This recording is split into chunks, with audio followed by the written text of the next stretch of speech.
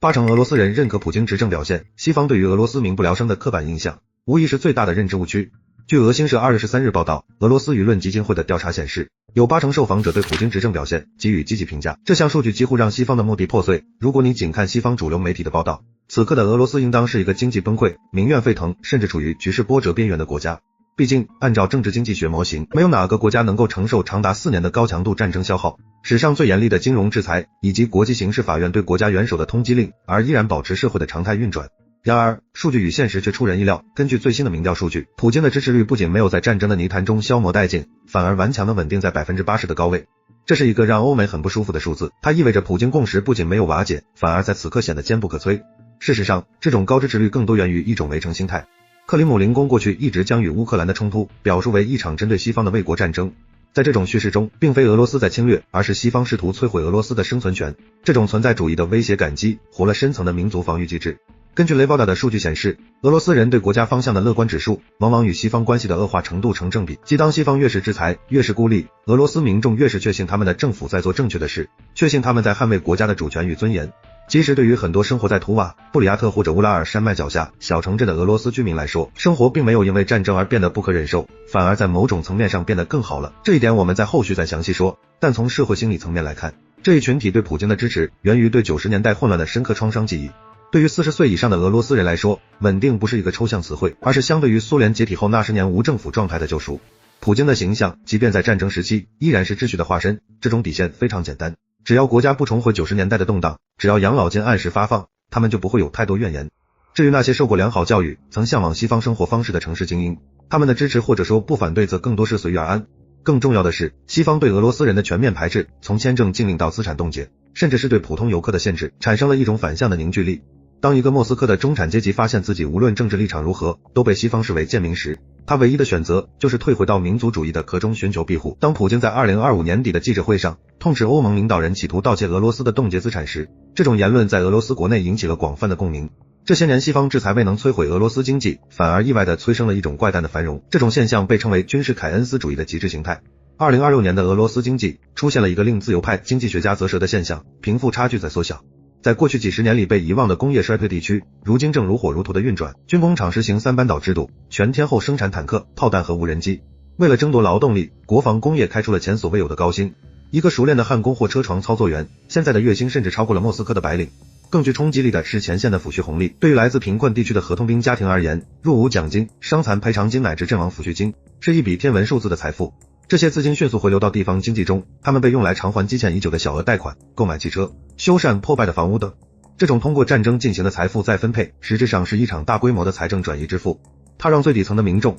在宏观经济数据上看到了收入增长，从而成为了战争最坚定的支持者。这就是为什么在某些偏远地区，你不仅看不到反战情绪，反而能感受到一种非典型的消费狂热。2025年第3季度，俄罗斯的消费支出创下了超过20万亿卢布的历史新高，这绝非偶然。普京在2026年面临的最大经济挑战不是失业，而是无工可用。目前俄罗斯的失业率处于历史低位的 2% 左右，战争动员带走了数十万青壮年男性， IT 和专业人才的流失又抽干了高端劳动力池，加上90年代人口出生率断崖造成的长期人口赤字，导致劳动力市场极度紧绷。物以稀为贵，这对工人来说反而是黄金时代，工资被迫上涨。2025年实际工资增长一度达到 8%至10%， 企业为了留人不得不断加薪，但这对宏观经济未必是好事，因为工资上涨的速度超过了劳动生产率的提升，导致了典型的工资价格螺旋。更诡异的是，俄罗斯官方数据显示2025年的通胀率为 5.6%， 但这个数字并不反映民众真实的生活水平。根据俄罗斯央行委托进行的民调，民众的感知通胀率高达 14.5%。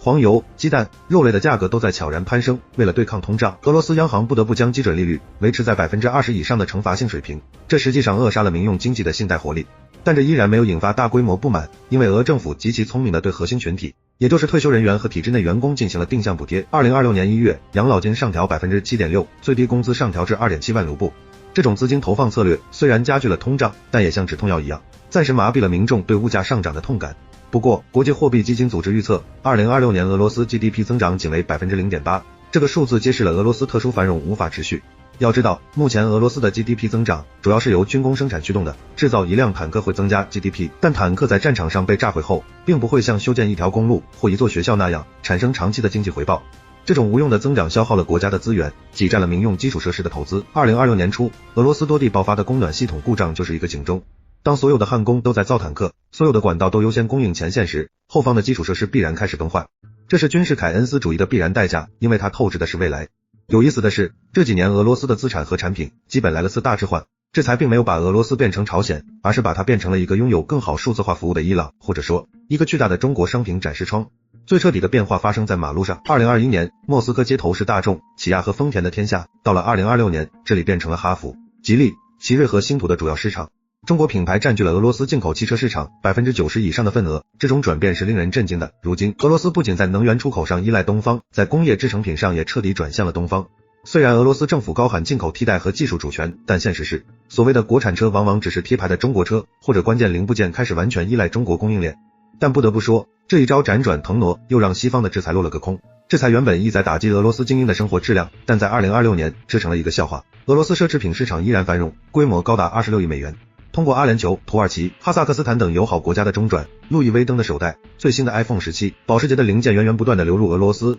俄罗斯几乎实现了平行进口。虽然价格稍微贵些，通常溢价 20%至 50%， 但对于不仅没有破产，反而因战争发财的新贵阶层来说，这点溢价根本不算什么。这种只要有钱就能买到一切的现状，极大的消解了制裁的威慑力。如果说经济上的脱钩是被动的，那么意识形态上的脱钩则是主动且决绝的。如今的俄罗斯正在经历一场精神上的去西方化。曾几何时，俄罗斯的精英们梦想着融入欧洲，成为大欧洲的一部分，但现在他们觉得这种想法很幼稚，甚至可耻。俄罗斯著名地缘政治战略思想家谢尔盖·卡拉加诺夫提出了一个核心概念，叫文明国家。该理论指出，俄罗斯不仅是一个国家，更是一个独立的文明，拥有独特的文化 DNA 与腐朽、堕落的西方自由主义文明不兼容。卡拉加诺夫还在最新的论述中直言不讳地称，西方已经失去了灵魂，而俄罗斯打算保留自己的灵魂。他将俄罗斯的孤立解释为一种高贵的坚守，将西方的制裁解释为对真理的打压。这种理论也为普京的向东转提供了依据，即俄罗斯不是因为被赶出了欧洲才去亚洲，而是因为亚洲代表了未来，而欧洲代表了腐朽的过去。普京在2025年底关于欧盟冻结资产的讲话中，将他们称为窃贼，其背后的意思其实已经十分明确。当欧洲人随意没收俄罗斯财产时，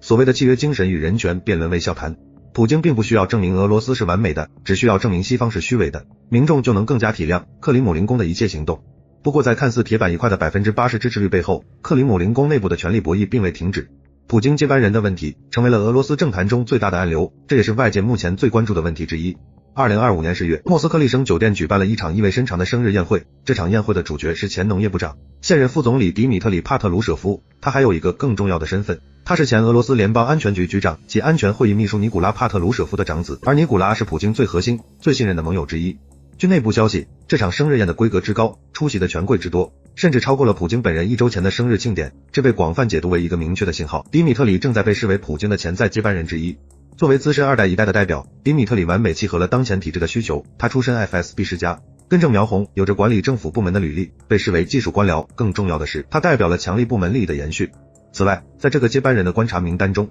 能力出众的俄总理米舒斯京和莫斯科市长索比亚宁也是有力竞争者。总理米舒斯京建立的数字化事务系统支撑了战争财政，而莫斯科市长索比亚宁则控制着俄罗斯最富裕的资源。正是他的高效治理，让莫斯科保持了繁荣的景象。这两个人的支持率仅次于普京，是俄罗斯政坛中不可忽视的2号人物。说到最后，从 80% 的支持率看，西方不得不承认，普京依然是俄罗斯人民心中的好总统。他们制裁俄罗斯的目的并没有成功，俄罗斯没有变成委内瑞拉，也没有变成大号的朝鲜，而是变成了一个依靠石油美元、防务支出和东方供应链维持运转的堡垒。但俄罗斯如今正在发生的这种以战养国，从西方转向东方的战略，也必然要付出一些代价。未来的俄罗斯怕是会陷入一个停滞陷阱。现在俄罗斯经济对战争支出的依赖程度已过高，一旦战争停止，军工订单消失，那些刚刚脱贫的铁锈带地区将瞬间跌回深渊。为了维持经济，冲突必须继续，或者必须制造新的紧张局势，而从西方供应链转向东方，必然要面临竞争和适应，这也是俄罗斯当下面临的最核心问题。